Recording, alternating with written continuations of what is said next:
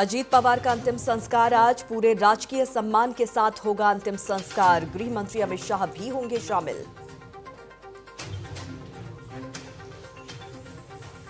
गृह मंत्री अमित शाह का असम दौरा आज 2 दिवसीय दौरे पर शाम को पहुंचेंगे डिब्रूगढ़। विधानसभा के दूसरे परिसर की रखेंगे आधारशिला।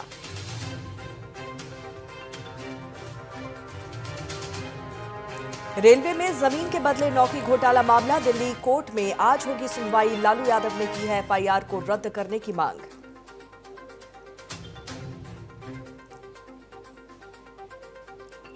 कोलंबिया में बड़ा विमान हादसा, लैंडिंग से ठीक पहले संपर्क टूटा और फिर हुआ क्रैश। एक सांसद समेत 15 लोगों की मौत।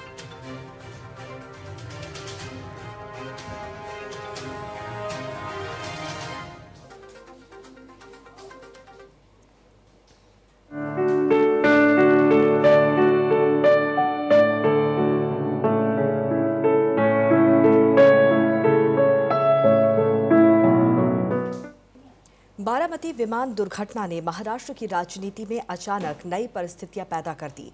इस हादसे के बाद नेशनलिस्ट कांग्रेस पार्टी यानी कि एनसीपी में उत्तराधिकार को लेकर सवाल खड़े हो गए हैं।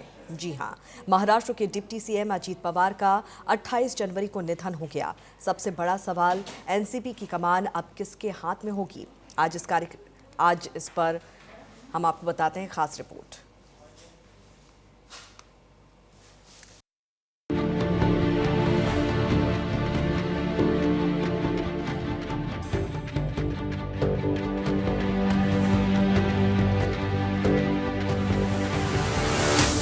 हाल के सालों में अजीत पवार एनसीपी के भीतर एक मजबूत पावर सेंटर बनकर उभरे। नगर निकाय चुनावों में उनके गुट की 760 सीटों की जीत और विधानसभा में 41 एनसीपी विधायकों का समर्थन, इन सब ने संगठन पर उनकी मजबूत पकड़ को और पुख्ता किया। एनडीए के साथ गठबंधन और उप मुख्यमंत्री पद ने उनके राजनीतिक कद को नई ऊंचाई दी। पार्टी कार्यकर्ताओं के बीच ये धारणा बढ़ने लगी कि वही शरद पवार की विरासत के असली वारिस हैं। यही वजह है कि इस घटनाक्रम का समय बेहद अहम माना जा रहा है। पिछले कुछ समय से एनसीपी के दोनों गुटों में सुलह की अटकलें थी। बैठकें, बैक चैनल, बातचीत और साझा मंच, लेकिन इसके बावजूद अजीत पवार का नेतृत्व अपने खेमे में लगभग निर्विवाद बना रहा। अजीत पवार की मौत ऐसे समय में हुई है जब ऐसे संकेत मिल रहे थे कि वो अपने चाचा के साथ सुलह कर रहे हैं और एनसीपी के पहले परिवार को एकजुट कर रहे थे। ये संकेत हाल ही में महाराष्ट्र के स्थानीय निकाय चुनावों में दिखा, जहां एनसीपी ने पिंपरी चिंचवड़ में एक साथ चुनाव लड़ा था। महाराष्ट्र के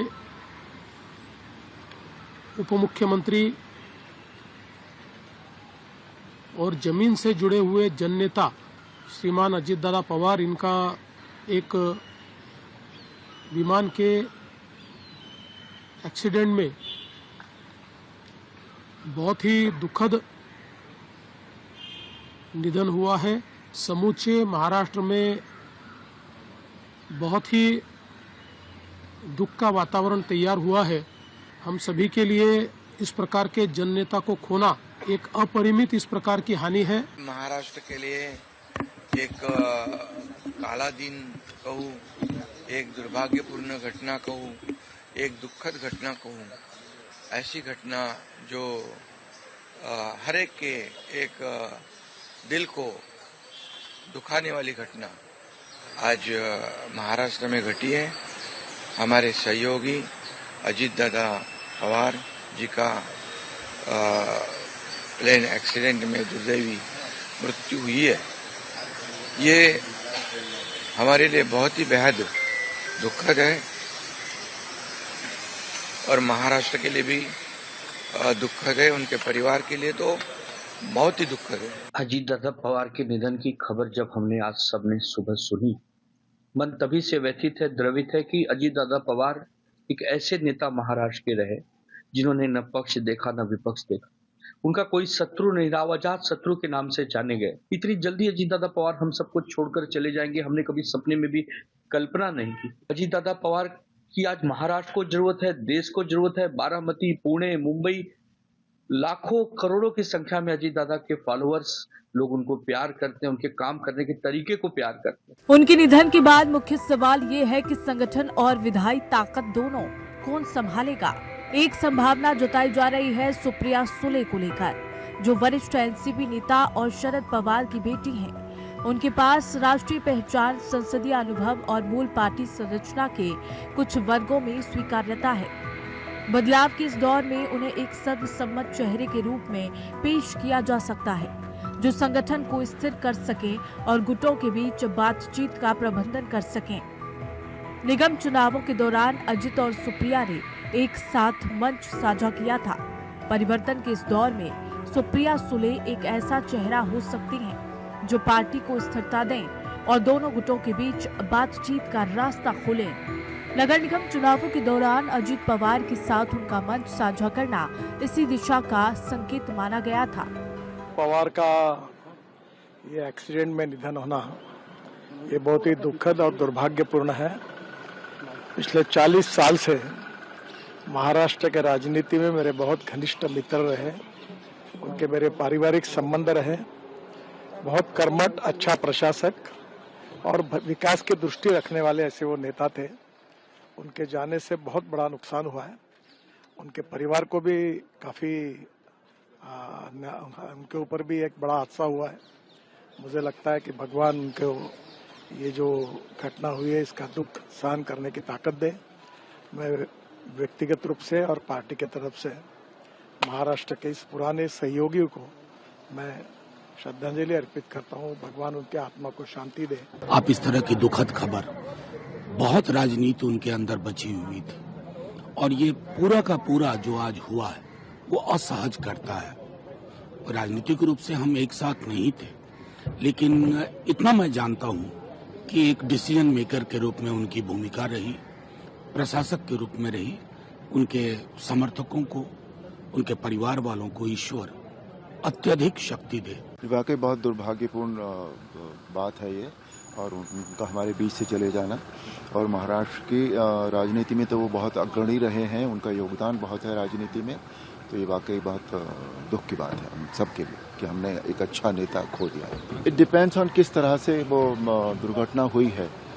कई बार होता है कि अपने आप कोई चीज़ हो जाती है, लेकिन अब अगर हवा में उड़ते उड़ते कुछ हुआ होगा तो फिर ये भी है कि उसकी जांच भी होनी चाहिए। अगर इस तरह इट डिपेंड्स ऑन सर्कमस्टांसेस जिसमें ये हुआ है बेसिकली, तो वो अधिकारियों का मत होता है कि उसकी जांच होनी चाहिए या नहीं होनी। दूसरी संभावना पवार परिवार की अगली पीढ़ी से जुड़ी है।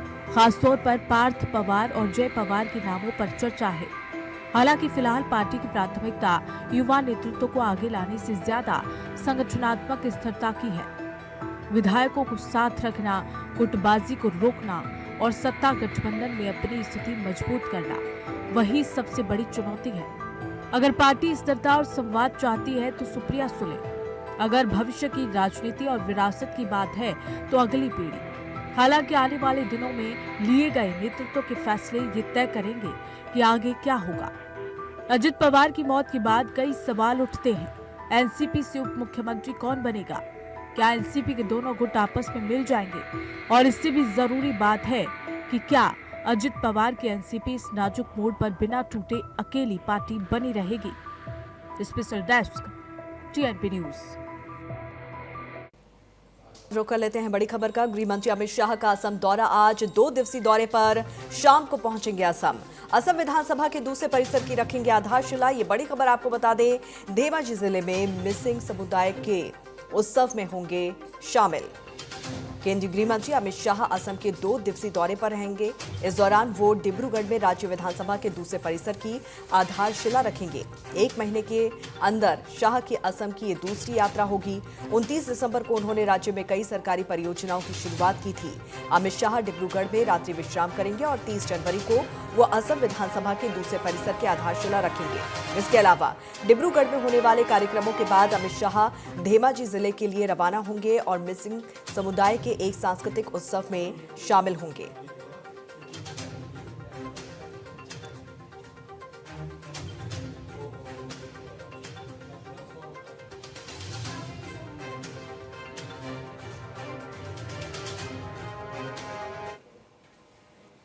यूजीसी के नए नियमों को लेकर खूब हंगामा देखने को मिल रहा है। मामला सड़क से सुप्रीम कोर्ट तक पहुंच चुका है। यूपी से लेकर दिल्ली तक यूजीसी के नए नियमों को लेकर सवर्ण समाज सड़कों पर है। सोशल मीडिया पर भी बहस छिड़ी हुई है और सवाल पूछा जा रहा है कि क्या ये नियम वाकई विश्वविद्यालयों में जाति भेदभाव पर लगाम लगाएंगे या फिर सामान्य वर्ग के छात्रों के लिए नई चुनौती खड़े करेंगे। देखिए खास रिपोर्ट।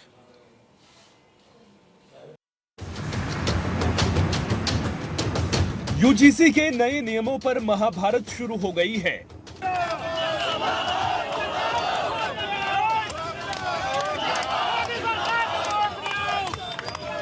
दिल्ली में यूजीसी हेडक्वार्टर के बाहर प्रदर्शन देखने को मिला।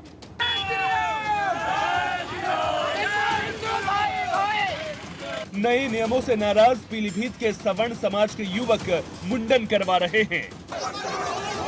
हाथों में काली पट्टी बांधकर नारेबाजी की जा रही है। अधिकारी इस्तीफा दे रहे हैं। बीजेपी में भी विरोध के सुर तेज हैं। बीजेपी में ही एक के बाद एक कई इस्तीफों की झड़ी लग गई है। अयोध्या में नाराज बीजेपी युवा मोर्चा के जिलाध्यक्ष राघवेंद्र प्रताप सिंह उर्फ विकी ने पद से इस्तीफा दे दिया है। उनसे पहले नोएडा के बीजेपी युवा मोर्चा के जिला उपाध्यक्ष राजू पंडित, रायबरेली में बीजेपी किसान मोर्चा के मंडल अध्यक्ष श्याम सुंदर त्रिपाठी, प्रयागराज के बीजेपी नेता विकास कुमार दुबे और वाराणसी में बीजेपी के बूथ अध्यक्ष विकास मिश्रा भी पद से इस्तीफा दे चुके हैं। पटना में ऑल बिहार स्टूडेंट यूनियन और सवर्ण समाज एकता मंच के बैनर तले प्रदर्शन किया जा रहा है।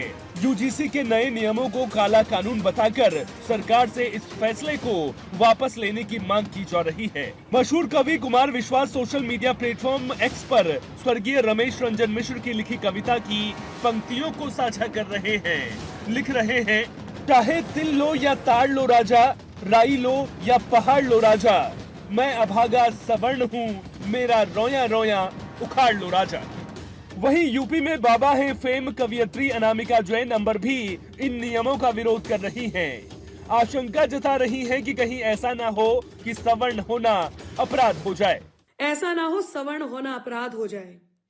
कोई भी कानून बराबरी के सिद्धांत पर आधारित होता है। वो न्यायपूर्ण स्थिति में तब होता है जब दोनों पक्षों को बराबरी से सुना जाए, पूर्वाग्रह पर नहीं बल्कि तर्क और साक्ष्य के आधार पर ही न्याय दिया जाए, तभी वो न्यायपूर्ण स्थिति में होगा। बस इतना ही कहूंगी कि अंधियारों की आंखों में जो भोर के सूरज खटके होंगे, अंधियारों की आंखों में जो भोर के सूरज खटके होंगे, उनके मानपत्र के शीशे चोटिल होंगे, चटके होंगे। उनके मानपत्र के शीशे चोटिल होंगे, चटके होंगे और सीना ताने झूठ किसी के भरी अदालत घूमेंगे। सीना ताने झूठ किसी के भरी अदालत घूमेंगे। सहमे सहमे सत्य हमारे बस फांसी पर लटके होंगे। गीतकार मनोज मुंतशिर हाथ जोड़कर मोदी सरकार से गुजारिश कर रहे हैं, सरकार एक बच्चे को खुश करने के लिए दूसरे को थप्पड़ मत मारिए। अब जातियों की विदाई का वक्त आ गया है। कहीं ऐसा ना हो कि जातियां जीत जाएं और भारत हार जाए। अगर किसी बाग में एक पौधा छोटा रह गया तो इसका मतलब ये तो नहीं कि प्रोटेक्शन और इक्वलिटी के नाम पर बाकी पौधों को ऊपर से काट दिया जाए। अतीत का पन्ना बंद हो चुका है। 21वीं सदी के जिस दौर में हम जी रहे हैं, ये जातियों की विदाई का समय है। मैं आदरणीय प्रधानमंत्री जी से 140 करोड़ भारतवासियों की तरफ से हाथ जोड़ के विनती करता हूं कि हम सब के लिए आप पिता समान हैं। एक बच्चे को खुश करने के लिए दूसरे को बेवजह थप्पड़ मत मारिए। आपकी ममता और स्नेह पर हम सब का बराबर अधिकार है। यूजीसी का काला कानून वापस ले लीजिए। हमारी एकता को कमजोर होने से बचा लीजिए। अगर इस देश में जातियां जीत गई तो भारत हार जाएगा। ये गुहार, नाराजगी और प्रदर्शन के पीछे वजह है यूजीसी के नए नियम। यूजीसी तर्क दे रहा है कि पिछले सालों में विश्वविद्यालयों में जातीय भेदभाव के मामले बढ़े हैं, इसलिए भेदभाव रोकने के लिए ये नियम जरूरी हैं। तो वहीं विरोध में उठ रहे सुर उस सोच पर सवाल उठा रहे हैं जिसमें जनरल कैटेगरी के छात्रों को पहले ही अपराधी माना जा रहा है। सवाल पूछ रहे हैं कि इस बात की क्या गारंटी है कि जनरल कैटेगरी के छात्रों को बेवजह झूठे आरोपों में नहीं फंसाया जाएगा। आखिर नियमों में झूठी शिकायत करने वाले के लिए सजा का प्रावधान क्यों नहीं किया गया है। जो अनुसूचित जाति जनजाति अत्याचार निवारण कानून है, पहले से मौजूद कानून है। इस कानून से बढ़ के कोई दूसरा कानून बनाना ना तो यूजीसी का काम है और ना वो कर सकती है। तो ये काला कानून वापस ले और समाज में आपस में भेदभाव उत्पन्न करने का काम ये भारतीय जनता पार्टी की सरकार ना करें, लेकिन काला कानून को हम बर्दाश्त नहीं करेंगे। ये जो यूजीसी एक्ट जो है ये सवर्णों के बच्चों के भविष्य के खतरे में है, इसलिए ये वापस ले। अगर इन्होंने वापस नहीं लिया तो हम ऐसे ही प्रदर्शन करते रहेंगे, बैठे रहेंगे सड़कों पे, चाहे सालों लग जाए, महीनों लग जाए, हम बैठे रहेंगे। यूजीसी के नए नियमों के खिलाफ हल्ला बोल शुरू हुआ तो सरकार की सफाई भी सामने आई। सरकार कह रही है कि किसी के साथ भी भेदभाव नहीं होने दिया जाएगा और कोई भी नए नियमों का दुरुपयोग नहीं कर सकता है।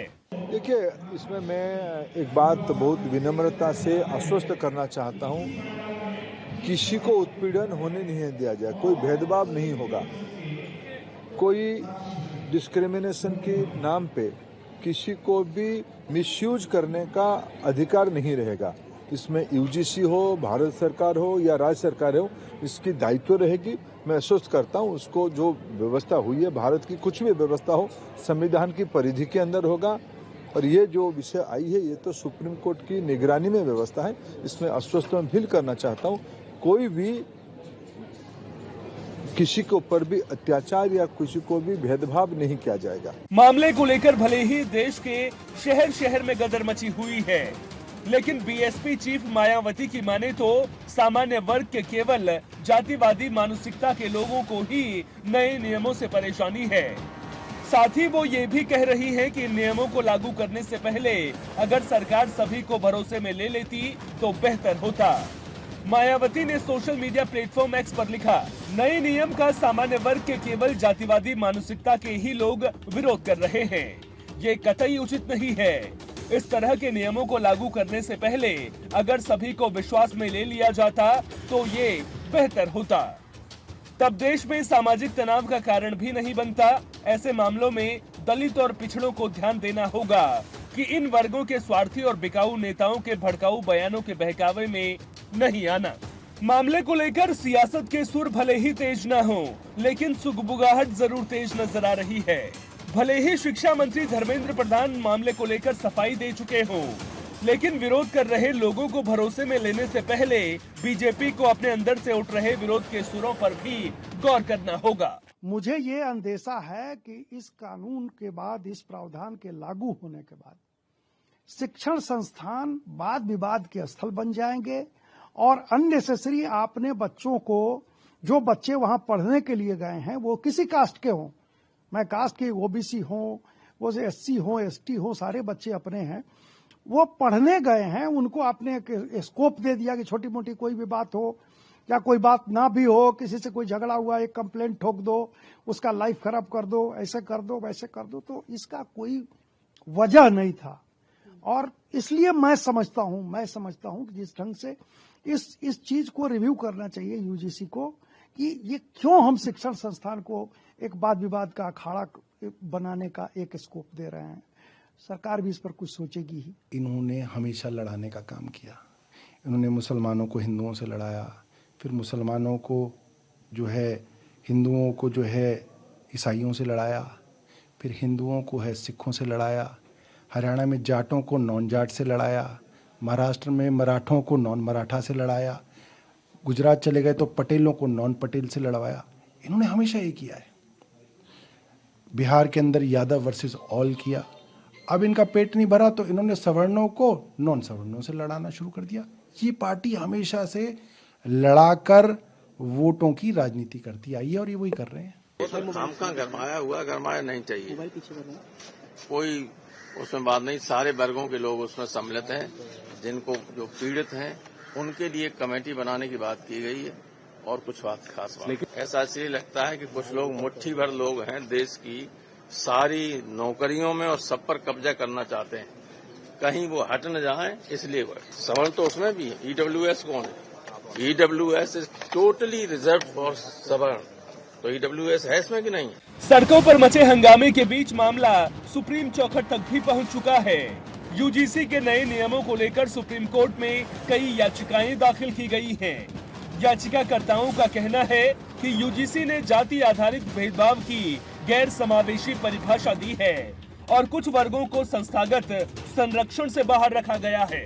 सुप्रीम कोर्ट इस याचिका पर सुनवाई के लिए सहमत भी हो गया है। आखिर आपने पीआईएल क्यों दायर किया यूजीसी के नए नियम के खिलाफ? क्या है ये यूजीसी के नए नियम? देखिए, जब किसी लीगल प्रोविजंस की इंटरप्रिटेशन करी जाती है और कोर्ट में उसकी व्याख्या होती है और व्याख्या उस आधार पे होती है जो स्टैट्यूट में या रेगुलेशन में लिखा होता है, तो यहाँ पे बात हमारी जो है बहुत ही सिंपल सी है। हम ये कह रहे हैं कि बिल्कुल आप SC ST और जितने भी लोग हैं उनको प्रोटेक्ट करिए। अगर कास्ट बेस्ड डिस्क्रिमिनेशन है तो किसी के खिलाफ नहीं होना चाहिए, सिर्फ SC ST OBC ही क्यों, उसमें समाज के अन्य वर्ग के लोग भी आते हैं। उनको जो आपने सेक्शन 3C की परिभाषा से एक्सक्लूड कर दिया, ये सीधे सीधे आर्बिट्रेरी है, आर्टिकल 14 का वायलेशन है। सुप्रीम कोर्ट के हजारों जजमेंट हैं जो नॉन इंक्लूजन पे आर्बिट्रेरीनेस को की बात करते हैं और इसके आधार पे हमने इसको सुप्रीम कोर्ट में चुनौती दी है। साफ है, सवाल अब सिर्फ यूजीसी के नियमों का नहीं रहा, सवाल भरोसे का है, पहचान का है और उस डर का है जिसे आज सामान्य वर्ग के छात्र महसूस कर रहे हैं। सरकार कह रही है कि नियमों का कोई दुरुपयोग नहीं कर सकेगा, तो छात्र सवाल पूछ रहे हैं कि आखिर इसकी गारंटी कौन देगा। सवाल पूछा जा रहा है कि कहीं भेदभाव मिटाने की कोशिश में भेदभाव की नई परिभाषा तो नहीं गढ़ी जा रही है। सवाल खड़ा हो रहा है कि अब इस विरोध के बाद सरकार कौन सा रास्ता अपनाएगी? क्या बातचीत के जरिए मसला हल हो पाएगा या फिर विरोध की आग और भी ज्यादा भड़क उठेगी? Special report TNP news. और इसी के साथ TNP टी बुलेटिन में फिलहाल के लिए इतना ही। जुड़े रहिए TNP न्यूज के साथ। नमस्कार।